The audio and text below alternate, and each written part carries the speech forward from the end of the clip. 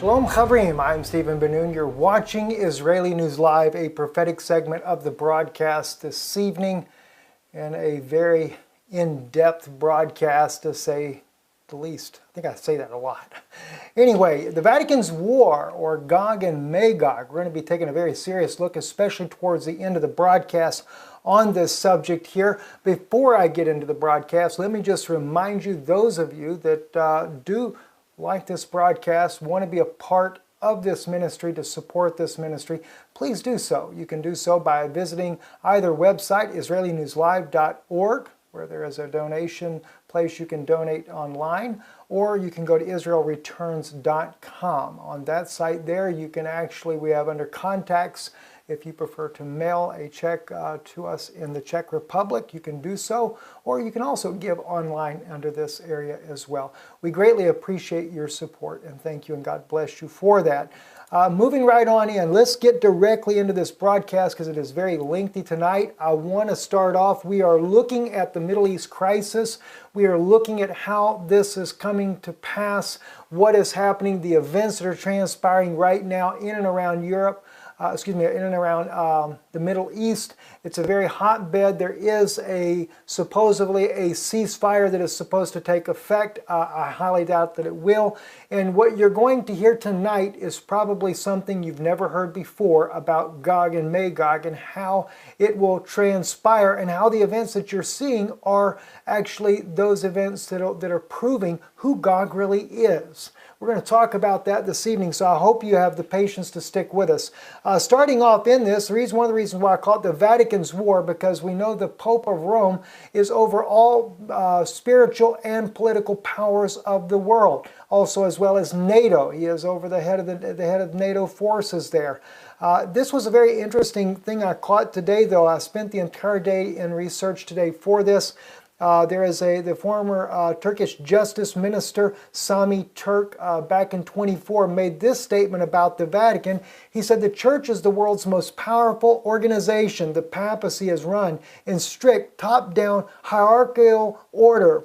In Islam, however, there is no institution akin to the papacy," Turk told Al Monitor. I just thought that was fascinating that the former Justice Minister of Turkey made that kind of comment about the Vatican itself. But another man that made a lot of comments about the Vatican was none other than Alberto Rivera, who is a former Jesuit living in Spain. This is where he was part of the Vatican's papacy at that time.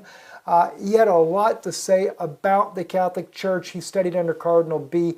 He later had given his life to Yeshua, became a believer, I believe a staunch Pentecostal believer, once he had gotten saved. And this is some of the things that I wanted to share with you that he says about the Catholic Church. I think is very important in light of the events that are happening in the Middle East. He said here, "What I'm going to tell you is what I learned in secret briefings in the Vatican when I was a Jesuit priest under oath and induction. A Jesuit cardinal named Augustine B. showed us how desperately the Roman Catholics wanted Jerusalem at the end of the 3rd century. Because of its religious history and its strategic location, the Holy City was considered a priceless treasure." And keep this in mind now. This is a former Jesuit. Many people are aware of Alberto Rivera. He was believed to be murdered by the Catholic Church. No proof for that, but they believe that he actually had him killed.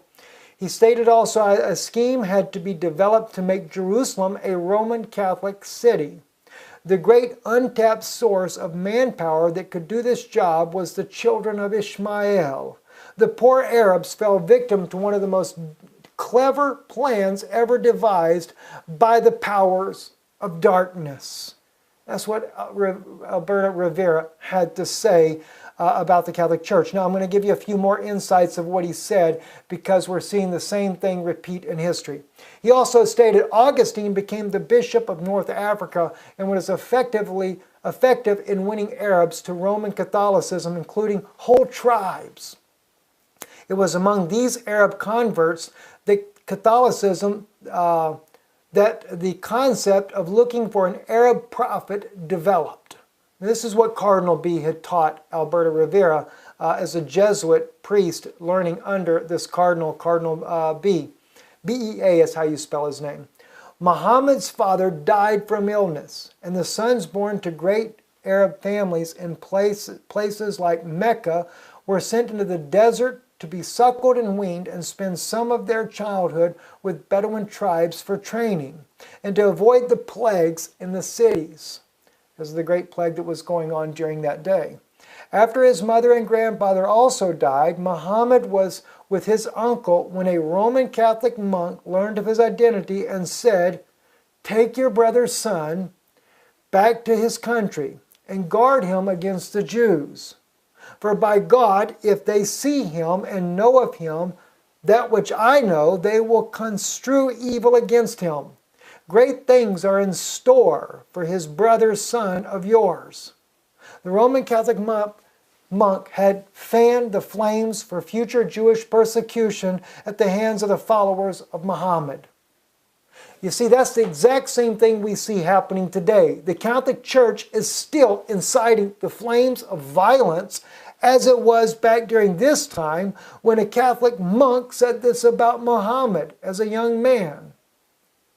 What are they doing today? Cardinal Jean Taran said there will be no peace in Jerusalem if the situation of the holy sites is not dealt with. And that's quoted by Giulio Miotti in an article that he wrote in 2011. And again in 2015, the cardinal again stated the same thing. There will be no peace in Jerusalem until all the security of the holy sites is resolved, meaning that the Catholic Church gets full autonomy over the entire old city.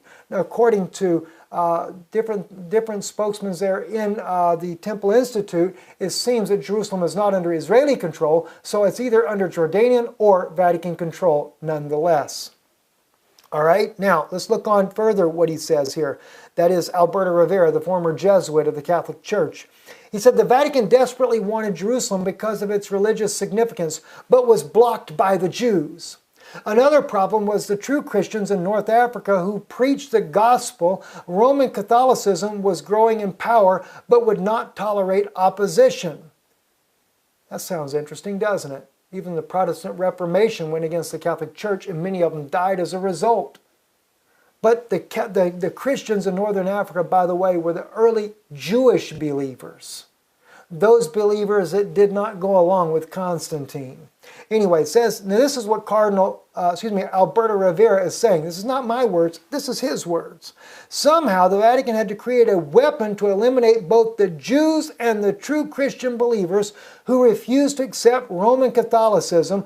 Looking to North Africa, they saw the multitudes of Arabs as a source of manpower to do their dirty work. Yes, they did.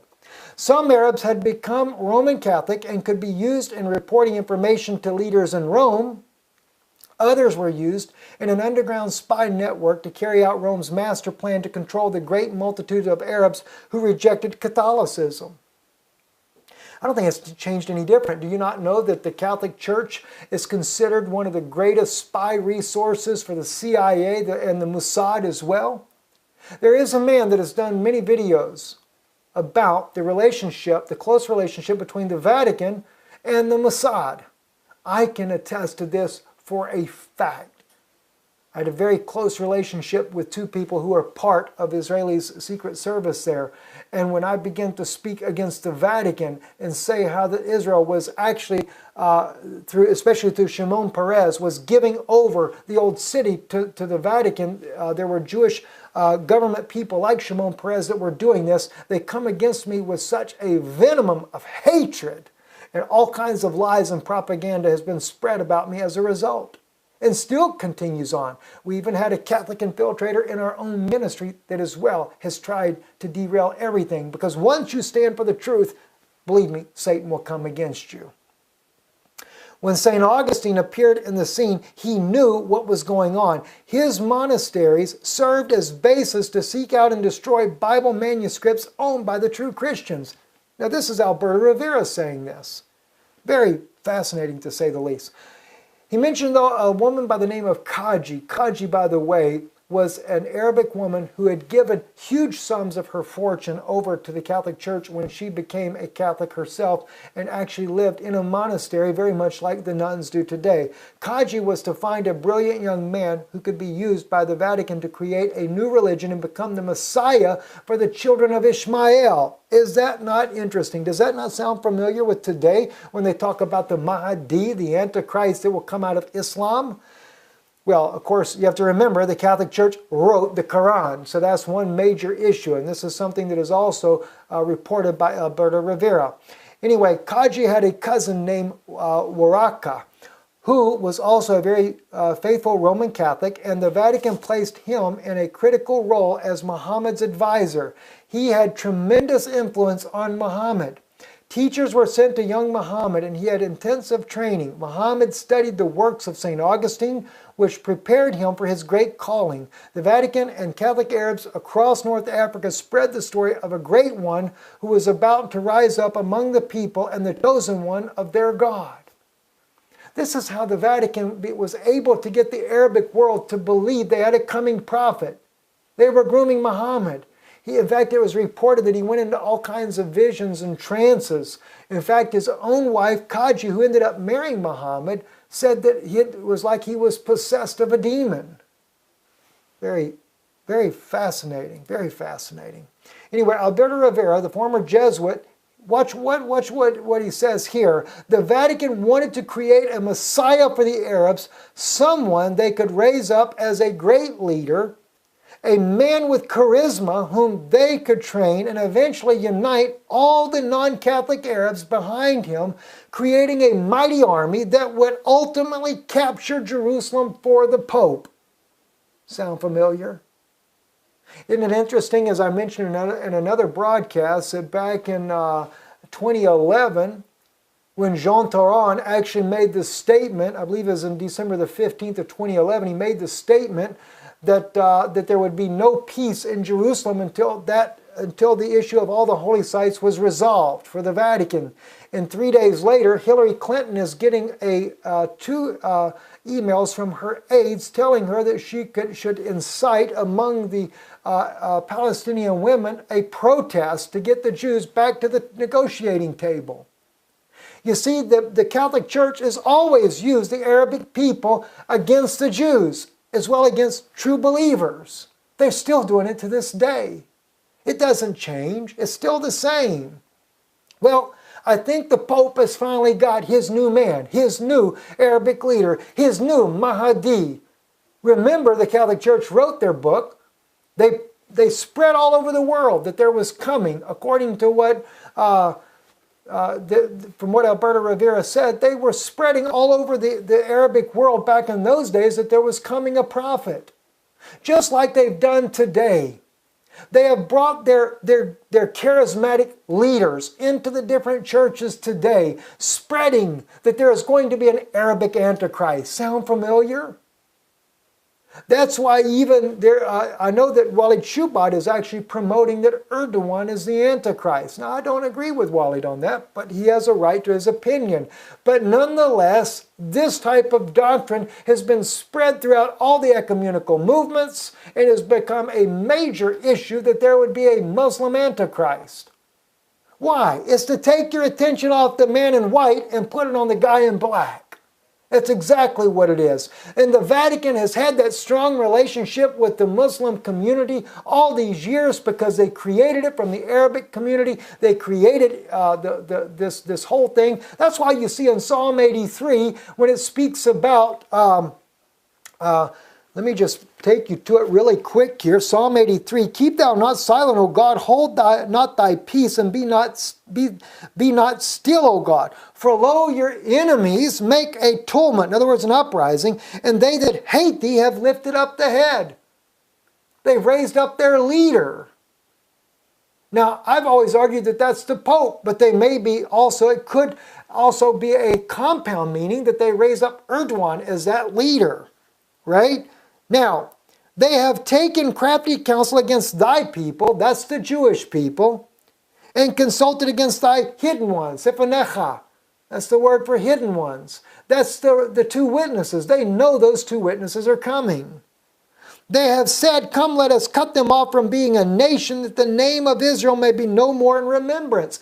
All of the Arabic nations are wanting to do this. See, for they have consulted together with one consent. They are confederate against thee, against God himself. The tabernacles of Edom. That's the Christian churches that are united back under Catholicism, because Edom is Rome. That's clearly seen in the book of Obadiah and other places as well. Ezekiel 35 also shows that Edom or Esau is the Catholic Church. Obadiah clearly says it, and so does Daniel. Daniel said that the prince, or excuse me, the prince that shall come would be of the people who destroyed the temple and the sanctuary, which was none other than Titus, the Roman general. And some people said, well, it was the Syrians that actually did it. God held Titus just as guilty when he said, you stood aloof as one of them. That makes you an accomplice, sure enough. So yes, he may have not done the dirty work the Syrians did, but we don't see that. You don't see Bashar al-Assad as the Antichrist. It's Erdogan that they're trying to make to be that guy. They're trying to fake an Antichrist by putting in a Muslim Mahdi. But notice also the tabernacles of Edom and the Ishmaelites. What did he say that he would do? What did Alberto Rivera say? They wanted to get the Ishmaelites to create a religion, to wipe out Judaism and the true Christians. They've been nearly about successful. Now, the battle is not over yet. Anyway, let me share with you some things that we found also as we've been doing some research on this here. This happened here on February 4th, reported under Turkey in Cyprus.com. Now, by the way, this was an Arabic website. I used Google Translate to try to bring this article out. It says Turkey returned its ambassador. Oh, I'm sorry, I apologize. No, this one was not. It's a different one that I worked on that's Arabic. This here is on in Cyprus.com on February 4th. Turkey returned its ambassador to the Vatican on Thursday, nearly 10 months after withdrawing him in protest against Pope Francis' description of the century-old massacre of Christians, Armenians as genocide. Now, you have to understand, that's always a play. It was nothing but a front to make it look like the Catholic Church didn't have a good relationship with Erdogan. They've had good relations ever since and never changed. It's always been that way. You have to remember that it is the Turkey is nothing but a puppet to whatever the Pope says. And of course, the Pope leads it, but he uses the United States as a spokesman to Turkey there. Watch what Bashar al-Assad had to say here. This was the article here on globalsecurity.org that we translated from the Arabic language through Google Translate. It says Turkey wants ground troops in Syria. Syrian President Bashar al-Assad said Monday that both countries have long wanted to send troops into his country. Now he's talking about Turkey and Saudi Arabia. He said they long wanted to send troops into his country. He accused them of being directed by powers abroad and said they are only followers that carry out orders. The Saudis and the Turkish government. Now the Saudis don't seem like they obey anybody, do they? But they do. They as well, like Turkey, have to bow down to the Pope of Rome. And in fact, the Pope of Rome has been to both countries, both Turkey and Saudi Arabia. According to Alberto Rivera, the former Jesuit, he stated that Cardinal B, it is a long-standing thing with the Vatican that when the Pope of Rome goes to a country, it's because that country has been conquered and submissive to the will of Rome. Now, you might want to make a notation of this because the Pope has never been to Russia in its entire history. Never. As far as I'm aware of, perhaps not Iran either, but I could not confirm it as far as Iran. Now, that doesn't make those two nations great nations. I'm just saying he hasn't conquered it yet. America created Al-Qaeda and the ISIS terror group. Now, I wanted to bring this out. This was on Global Research, reported back on September 19, 2014. Why? Because remember, Assad was saying that outside forces are the ones controlling what's going on in his country. Much like Al-Qaeda, the Islamic State, ISIS, is made in the USA, an instrument of terror designed to divide and conquer the oil-rich Middle East and to conquer Iran's growing influence in the region. The fact that the United States has a long and torrid history of backing terrorist groups will surprise only those who watch the news and ignore history. Thought you might want to have that just for a little insight there. Now, looking at it from a scriptural standpoint, remember what this whole thing where ISIS has been created by the United States, it has caused one of the worst humanitarian crisis, as well as refugees, the largest refugee crisis in the world's history, which is none other than a biblical fulfillment, as well as we brought out many times in the past here in the last months here. In Micah chapter 7 verses 12 and 13 it says, "In that day also he shall come even to thee from Assyria." Now Assyria, by the way, the Assyrian Empire contained Syria, modern day Syria, as well as northwest Iraq. Okay, and from the fortified cities, and from the fortress, even to the river, from sea to sea, and from mountain to mountain. And this is talking about how they're going to come in against Israel. But then he throws in a little interesting thing for you to know when that timing comes in verse 13. "Notwithstanding, the land shall be desolate." What land? The land that they're crossing to get to Israel. "Because of them that dwell therein, for the fruit of their doing." Because of them. In other words, because of the people that live in the land. In other words, like Syria, Iraq, all those places right there where they're going to use that as a launching pad to get to Israel, to get to the mountains of Israel. Okay? But they make that land desolate because of the people that are dwelling there. ISIS and the moderate rebel forces that are backed by the United States. ISIS is a strong backer Turkey is a strong backer of the ISIS militants. They supply them. The Saudis are the ones that give all the money to be able to buy the weapons for ISIS. And the United States is backing the Syrian rebels, as well as has trained the ISIS militants as well. And the Bible says that the land shall be desolate because of them that dwell therein. They took the locals, not to mention bringing in people from Afghanistan and other places, but they have used the own local Arabic population to go against Bashar al-Assad, and the whole land has become desolate. The very land that they're going to use to come against Israel with as a launching pad.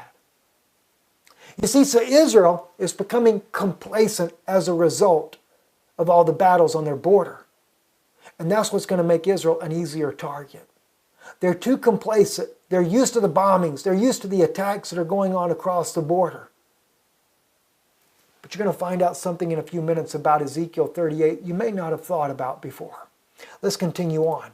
We're about halfway through now. Not quite halfway yet. U.S. trained ISIS forces at secret Jordan base. This was under truthandaction.org. WND also brought this out. The Jordanian officials said all ISIS members who received U.S. training to fight in Syria were first vetted for any link to the extremist group like Al-Qaeda. In February of 2012, WND was the first to report the U.S., Turkey, and Jordan were running a training base for the Syrian rebels in the Jordanian town of Safwaya in the country's northern desert region. Now, thanks to ISIS and thanks to the United States and Turkey and all of them doing a great job in training them, you know, they also needed weapons. And as they did a great job, they finally got rewarded when we find out back in June 24th of 2014 when ISIS was able to overthrow a base, an Iraqi base there near Mosul, Nineveh, that area right there. They overthrew the base there, and what did they do? They captured all this heavy United States equipment. The Pentagon is alarmed. It says in a report that the Islamic State of Iraq and Syria has captured dozens of U.S. Humvees, tanks, weapons, which the militants are now sending to Syria. The advanced U.S. weaponry that is now in possession of the ISIS can change the group's standing in Syria, especially among the other rebel groups fighting in the country, including Al-Qaeda and Al-Nusra Front. The Humvees and tanks will also strengthen the group in its fight against Bashar al-Assad's forces in Damascus. You see, the U.S. wanted this to happen. They could have stopped it. Easily they could have stopped it. It was no problem for the United States to stop it. They've got military bases everywhere. If the Iraqis could not fend them off, all they had to do was call in an airstrike and they would have wiped them out. Now, another thing that's interesting to know as well, according to military officials, you don't just go in there and start up these vehicles without codes. You don't just go in there and fire off a rocket launcher without a system of codes. That's why it says advanced U.S. weaponry. The tanks are the same. You have to know the codes. Who gave them the codes? Very interesting, isn't it? To say the least. Prophecy of Nahum was being fulfilled at this time as well. Chapter 3, verse 7. And it shall come to pass that all they that look upon thee shall flee from thee and say, Nineveh, or Mosul, same place, is laid waste. Who will bemoan her? When shall I seek comforters for thee? By the way, it's not fulfilled as of yet. It's only the beginning of it. Turkey's gone into this area as well, crossed the border into Iraqi area there. We already know this has happened here a few months ago. It's been a big issue. Russia was willing to fight against Turkey if they didn't get out. And it's still coming up. It's not over with yet. You can count on it because the United States is already saying that there's a plan B because they don't believe that this truce is going to hold. Of course not. They're using this whole issue of a ceasefire to rearm ISIS. So Turkey and Saudis can get them all beefed up and ready to go. And if that doesn't work, Turkey and Saudi Arabia is going to come in. And by the way, the Saudis just landed jets into Turkey as well, ready for a fight against Russia. Nahum also in chapter 3, verse 18 and 19, this is dealing with the refugee crisis that has happened as a result of what's going on in the, quote, Assyrian province there, which is both countries. It says here in chapter 3, verse 18, Thy shepherds slumber, O king of Assyria. Thy nobles shall dwell in the dust. Thy people is scattered upon the mountains, and no man gathereth them. So the Syrian refugee crisis is never going to end. You understand? You're seeing prophecy coming out. There is no healing of thy bruise. Thy wound is grievous. All that hear the bruit of thee shall clap the hands over thee, for upon whom hath not thy wickedness passed continually. Now, as I'm seeing these things come to pass, I'm more and more concerned Russia is not going to win this battle coming up. It's going to go in NATO's favor. It reminds me of Nathan's near-death experience when he mentioned this as well. It'll be about a 2-week war with Russia and the United States. That will happen when Russia goes to war with Turkey and the United States is forced to come in there to help their ally. It's all just a play. And Russia, don't think that Russia is not just in this for the money as well. They are. And there will become a peace agreement, but at that point there, all the players will be in place. All the players. Now, let's take a look at more of what it has to say here. Now, this is on TASS, Russian news agency, the English section, tass.ru/en on February 24th, 2016. Moscow accuses Turkey of hiding illegal activity near the border. See, Turkey is trying to hide illegal activities near the border with Syria by denying a Russian observation flight over its territory, Russian Foreign Ministry spokeswoman Maria Zakharova said on Thursday. Turkey's putting troops there ready for an invasion into Syria. And of course, you've already heard Russia said that they're going to go home, or not Russia, but this Bashar al-Assad said they'll all go home in coffins if they do. Russia's role is vital to Syrian truce, but has Plan B, John Kerry says, according to RT.com on the 24th as well, yesterday. The U.S. is discussing Plan B options should the Syrian ceasefire and political transition fail, Secretary of State John Kerry told a Senate committee while praising Moscow's crucial role in brokering the agreement reached by U.S. and Russia. Now, while Kerry says this, the United States is all praising John Kerry for getting this whole thing going in his relentless efforts for bringing about a peace process. It was Russia that initiated this, not John Kerry. There is a significant discussion taking place now about a Plan B in the event that we do not succeed the negotiating table, Kerry said while giving testimony before the Senate Foreign Relations Committee on Tuesday. Russia doesn't go over well. That went over like a lead balloon with them. Russian officials call talks of Plan B for Syria dangerous trend. Again, TASS reporting today. Reports of Plan B for Syria is very dangerous trend, which is similar to the situation with Minsk II agreements on Ukraine settlement. Chairman of Russia's Federation Council, International Affairs Committee, Konstantin Koshkov, told a conference on the Vladi Discussion Club titled Middle East from Violence to Safety. The fact that someone talks about Plan B appeared now seems a very dangerous trend to me, he said. This is somewhat reminiscent of the situation with the Minsk agreements, with the responsibility for their implementation placed entirely on Russia, even though Ukraine does not comply with them. We're going to see that again. And again, we're going to find out that it's not going to be Russia that doesn't comply with it. We're going to find out it's going to be Turkey. It's going to be NATO's allies that don't comply with it. But they'll find some way to blame Russia. You can count on it. Again, I can't say that Russia is the innocent people in the whole scenario. They're all going to come against Israel. That's really the end game of this. And this is what what will anger the God of Israel, is when they all come against his people. Now, 1,600 British troops, in case you're not aware of this, have already headed to, well, they're already in Jordan now. 1,600 British soldiers. This was reported by the Telegraph on February the 7th of 2016. The logistics war game in Jordan aims, now watch this, their logistics war game in Jordan aims to ensure the army can still deploy a 30,000 strong force of tanks and troops to crisis zone anywhere in the world, despite sharp defense cuts in the past 5 years.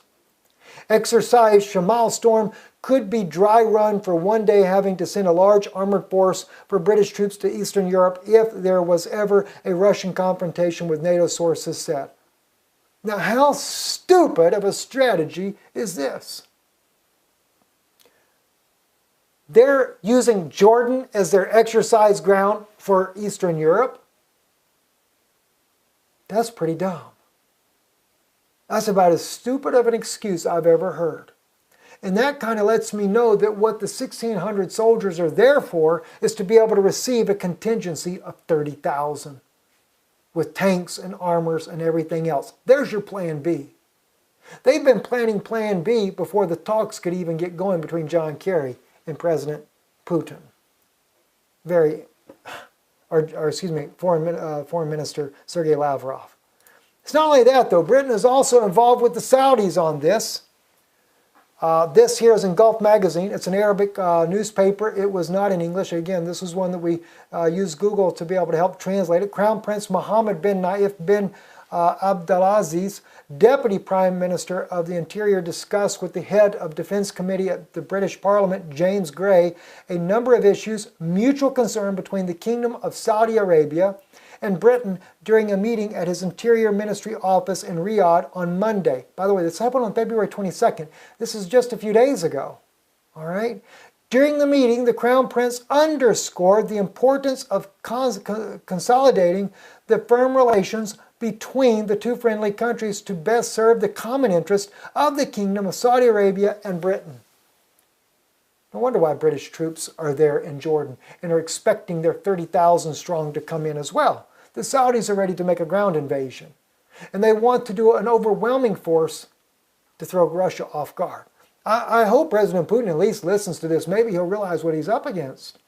And I don't think the Iranians are going to be helpful enough to do anything about it. But this is where we get into Michael Snyder's report. Michael Snyder from the website, The Economic Collapse, has got some very interesting thoughts here. I can't say that nukes will be used. I really don't think that's what's going to happen, because the whole idea of nukes being used really would downplay what I think the ultimate goal is, and that's to try to topple Israel. But there again, they could be used, but maybe not on the places you think. They may try to use it on the United States. Remember, there are wars and rumors of wars, according to Yeshua from Matthew 24. Kingdom will rise against kingdom and nation against nation. These are the kingdoms rising against each other. Kingdom against kingdom and nation against nation. Right now, the Turkish and Saudi Arabia kingdoms have got to come against Bashar al-Assad's kingdom before we can have nation against nation, and that's where Russia will come into play against the United States. It'll go just the order, the way Yeshua said it, Jesus, for those that don't know what I'm talking about. World War III could very easily turn into a very first nuclear war in the Middle East, says Michael Snyder. Saudi Arabia already has nukes. Iran probably does. Russia, by the way, Iran does. We already know as well, a good friend of mine that interviewed one of Iran's scientists that clearly said that they have 3 atomic bombs in Iran. This has been a couple of years ago. Saudi Arabia already has nukes, Iran probably does, and the Russians are one of the 2 great nuclear powers on the entire planet. So if Saudi Arabia, Turkey, and their Sunni allies do decide to conduct a full-blown ground invasion of Syria, could someone ultimately decide to use nuclear weapons when their backs get pushed up against a wall? As you read this article, there are thousands of military vehicles and hundreds of thousands of troops massed along the southern border of Turkey and the northern border of Saudi Arabia. If the command is given and those forces start streaming toward Damascus, it is inevitable that the Syrian, Iranian Hezbollah, and the Russians would fight back. It would literally be the start of World War III. And also we know that the United States has got this huge thing coming up in March, March the 7th, their huge military drill with South Korea. Now, why is there a big military drill with South Korea? And of course, their drill is dealing with going into North Korea as a country already defeated. Why is that? Why is that kind of drill being conducted? Why is North Korea such a strategic issue in relation to the Middle East? I'll tell you why. Because North Korea is one of the main countries that worked with the Iranians to help develop nuclear weapons. And the United States and their allies know that if there comes a war in the Middle East, then North Korea is going to attack South Korea as a diversion. Believe me, they're working together on both sides. They all know what's going on, and that's what would happen.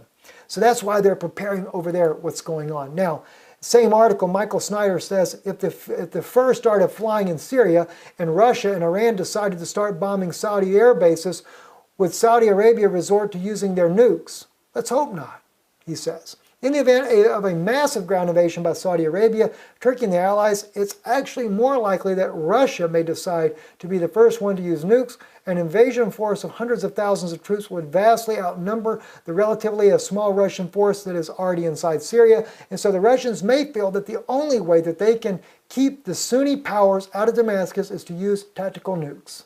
Now, a tactical nuke is not a full-blown nuke, by the way. And Russia may not only do it here in the Middle East, but he may also do it against the United States. Because that's when the United States is going to get involved. And when they get involved, we may see some nuclear bombs back and forth for a little bit. Robert Perry, and this is actually quoted too in the same article that Michael Snyder did, but I want to make sure we brought it up. Robert Perry, author of America's Stolen Narrative, states this in his book: a source close to the Russian President Vladimir Putin told me that the Russians have warned Turkish President Tayyip Erdogan that Moscow is prepared to use tactical nuclear weapons if necessary to save their troops in the face of a Turkish-Saudi onslaught. Since Turkey is a member of NATO, any such conflict could quickly escalate into a full-scale nuclear confrontation. We see that was, of course, that was his book on the thing there. This is Robert here in the picture here. Given Erdogan's megalomania and mental instability and aggressiveness and inexperience of Saudi Prince Mohammed bin Salman, defense minister and son of King Salman, the only person who probably can stop a Turkish-Saudi invasion is President Obama. But I'm told that he has been unwilling to flatly prohibit such an intervention, though he has sought to calm Erdogan down and made clear that the U.S. military would not join the invasion. This is only a play. Only a play.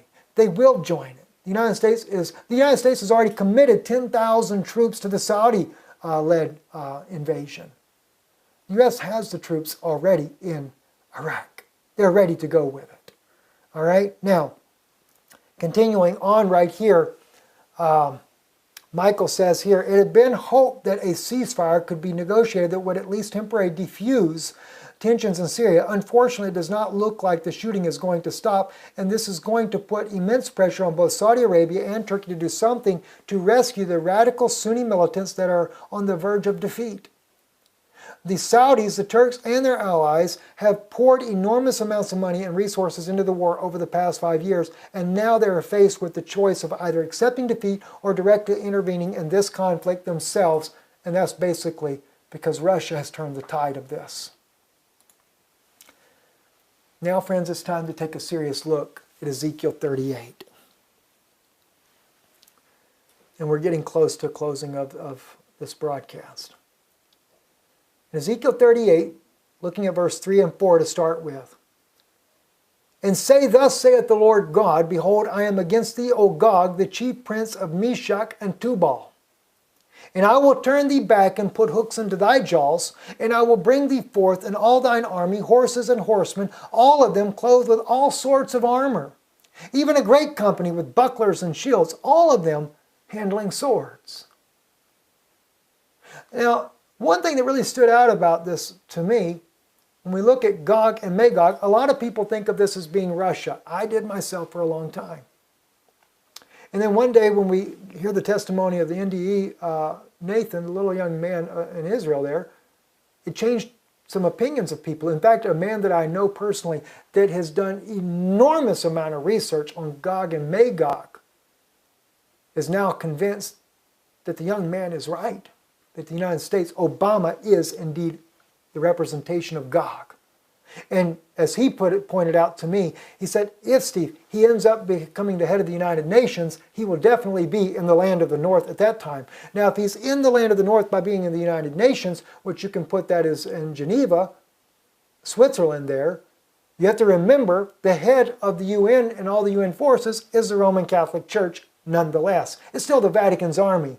The United Nations forces is the Vatican's army in all of this, all right? But here's what's interesting. Right now, Russia is in Syria.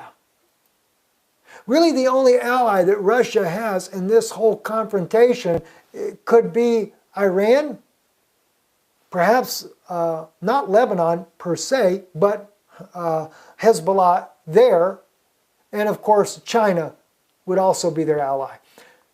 This here says, though, plainly, I will turn back and put hooks into thy jaws, and I will bring thee forth all thine army, horses and horsemen, all of them clothed with all sorts of armor, a great company with bucklers and shields, and all of them handling swords. Now you're going to find out in just a minute, it's not just one nation alone what we're looking at in Ezekiel 38. It's many nations. That's why I notice what it says right here in the verse, with all sorts of armor. All sorts of armor. So I took the time to kind of give you a little look at that. All of them clothed with all sorts of armor. The British army, the French army, different types. The Turkish army, the German army. See? By the way, that's out of spot there. Let me go right down here. Saudi, the United States, they all got different types of armor and clothing and stuff. Every one of them, different. None of them are the same. And I think this is exactly what Ezekiel is looking at when he sees this. Now, as reading on here, watch what it says here. Gomer and all his bands, the house of Togarmah of the north quarters and all his bands, and many people with thee. Be thou prepared and prepared for thyself, thou and all thy company that are assembled unto thee, and be thou a guard unto them. This is where it gets interesting right there. Be thou a guard unto them. All right? After many days thou shalt be visited. In the latter years thou shalt come into the land that is brought back from the sword and is gathered out of many people against the mountains of Israel. Now, we know it's speaking of the children of Israel coming back to their homeland, the land that was brought back from the sword, okay, because they were taken out by the Romans.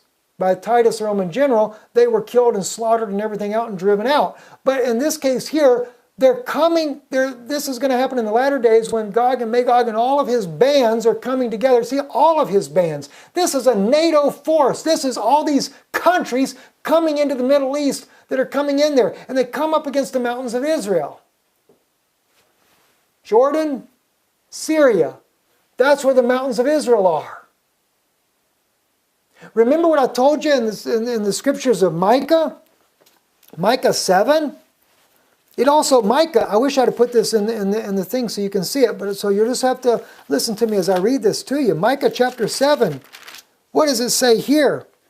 Verse 8, rejoice not against me, O mine enemy. When I fall, shall I arise. When I sit in darkness, the Lord shall be a light unto me. I will bear the indignation of the Lord, because I have sinned against him, until he plead my cause and execute judgment for me. He will bring me forth to the light, and I shall behold his righteousness. That's Israel. Then she that is mine enemy shall see it, and shame shall cover her, which said unto me, where is the Lord thy God? Mine eyes shall behold her.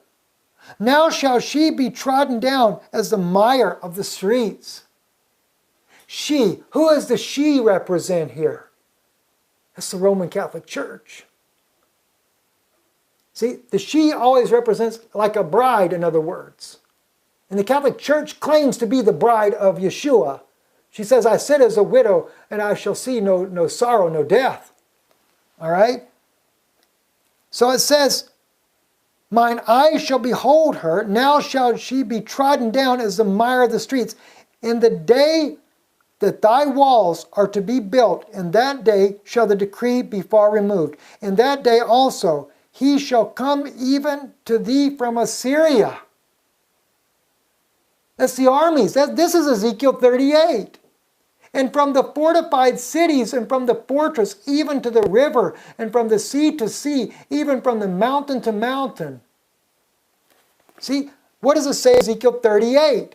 After many days thou shalt be visited. In the latter years thou shalt come into the land that is brought back from the sword. Now it's kind of like he's just injecting that thought in there. You're coming back from from the land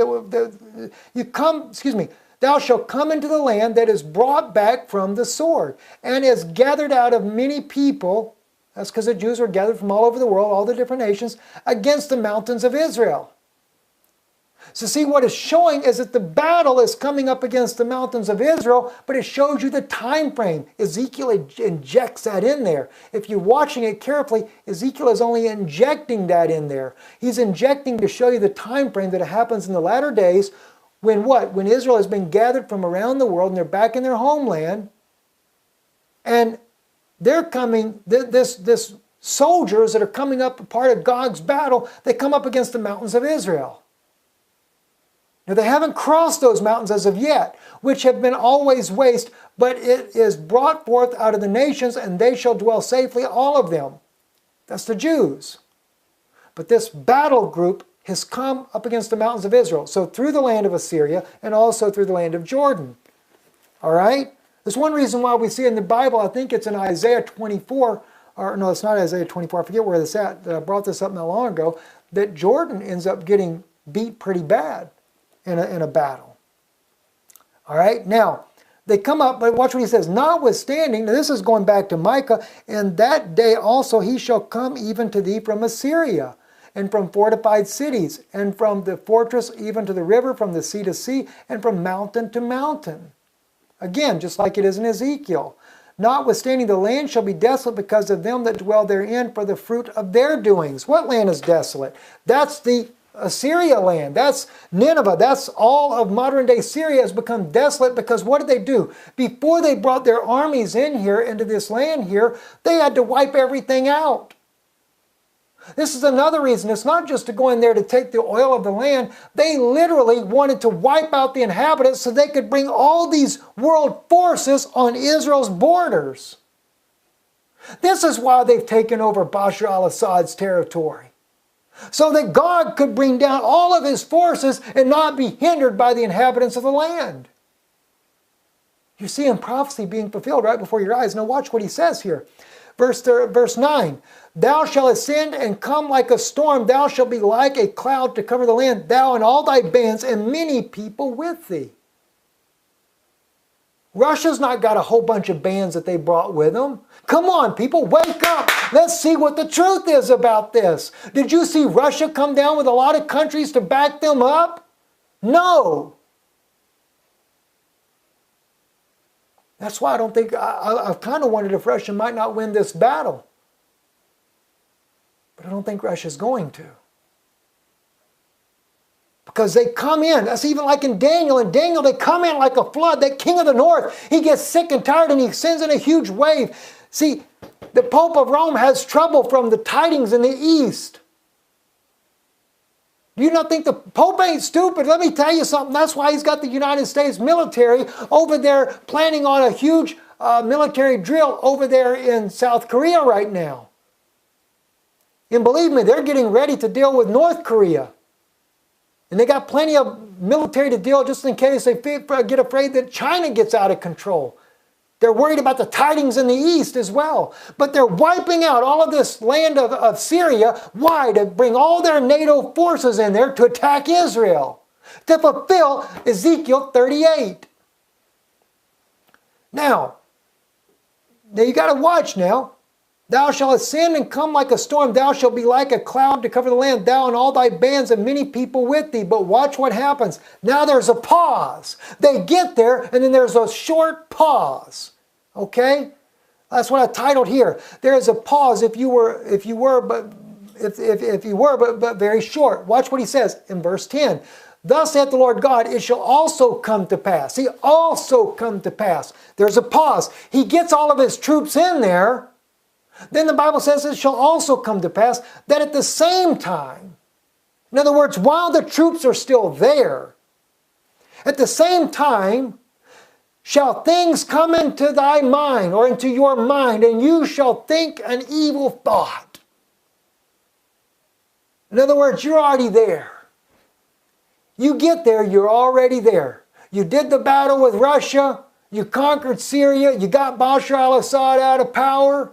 Remember I said that in a video not long ago? I found a prophecy, I forget where it was now. Some of you will remember it. Maybe you can put it in the comments for the other people. I said there's a prophecy, and I give it to you on one of the videos there, that Bashar al-Assad is prophesied that he's going to be taken out of power. And I said I believe he'll be killed in the battle, or some kind of, he'll be murdered. This is why they're getting Bashar al-Assad out of this whole region there. You know, I have really kind of held back. You guys know it. I've kind of hinted about Ezekiel 38, but I wouldn't talk about Ezekiel 38. Not until God has finally revealed to me what's going on. All right? So that at the same time shall things come into mind, thou shalt think an evil thought, and thou shalt say, I will go up to the land of unwalled villages. I will go to them that are at rest, that dwell safely, all of them dwelling without walls and having neither bars nor gates. I think that is modern day Israel. Now, Brother Kellen and I have actually talked about this as being a possible future battle of Gog and Magog after the millennial reign. But in this case here, it could have a compound meaning as well.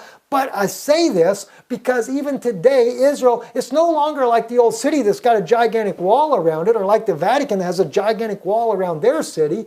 You know, this is now a nation where the cities are open. But watch what he says. Thou shalt say, I will go up again in the land of unwalled villages, and I will go to them that are at rest, that dwell safely, all of them dwelling without walls and having neither bars nor gates. It doesn't say anything about not having a military. They just don't have gates and walls. To take a spoil, to take a prey, to turn thy hand upon the desolate places that are now inhabited. Because why? Israel was desolate, but now it's inhabited. And upon the people that are gathered out of the nations, which have gotten cattle and goods that dwell in the midst of the land. Israel does have cattle. That's kind of interesting too if you think about it, because they brought in the red heifer. The Temple Institute did. So that's really, there's your cattle right there. They brought in the red heifer for being able to restart the sacrificial service. I'm against that. I believe Isaiah is too in chapter 66, I believe it is. Ezekiel 38:13, Sheba and Dedan and the merchants of Tarshish. And by the way, if you want to know where Sheba is and Dedan, Sheba is actually in Yemen, Dedan is Saudi Arabia, and Tarshish is Spain. With all the young lions thereof, not just these countries, in other words, these other Arabic nations as well. They asked the question, hast thou gathered thy company to take a prey, to carry away silver and gold, and to take away cattle and goods, to take a great spoil? In other words, they're trying to find out why they're justifying. They want to know what your justification is for invading Israel. Well, Russia will be in an alliance with them at that time, because the Bible says all nations will come against Israel. They'll all come against them. I feel for my people in that day, because it is coming on us very soon. But God does stand for us at that time. This will be when redemption comes to our people. How long will it be before this happens? I don't know. I do see a pause in here, though. They'll have all their militaries in. Maybe this is when your two witnesses begin the ministry. Or have they already began? I don't know the answer to that either. I don't think so. I think it's very close. There's going to be a little pause after this battle that takes place when Bashar al-Assad is overthrown. There's going to take a little pause in there. And all these countries will have their militaries there. And then after that pause, remember, look what it says. Thus saith the Lord God, verse 10, it shall also come to pass that at that same time shall things come into thy mind, and thou shalt think an evil thought. Remember, Russia signed an oil contract with Mahmoud Abbas, the West Bank. They're going to justify whatever they need to go in there and to try to take the land from Israel. It's coming, friends. I'm Stephen Ben-Nun with Israeli News Live. Listen again. We do need your help and support in making this ministry happen. We do a lot of traveling and are doing a lot more coming up very soon. Hopefully going into Israel. And I really want to get there to cover what's going on the Syrian border and even the Lebanese border from some of the things that I hear that are going on there. But we can't do it without your support. We do know we have a lot of enemies. But I don't waste my time speaking about it, because I know I'm on the right path. And God continues to lead me and reveal to me these great mysteries, as we see even here with Ezekiel 38. I wonder at the time when the battle comes against Israel, if it's not going to be that Obama at that time will be the head of the United Nations. He very well may be by that moment.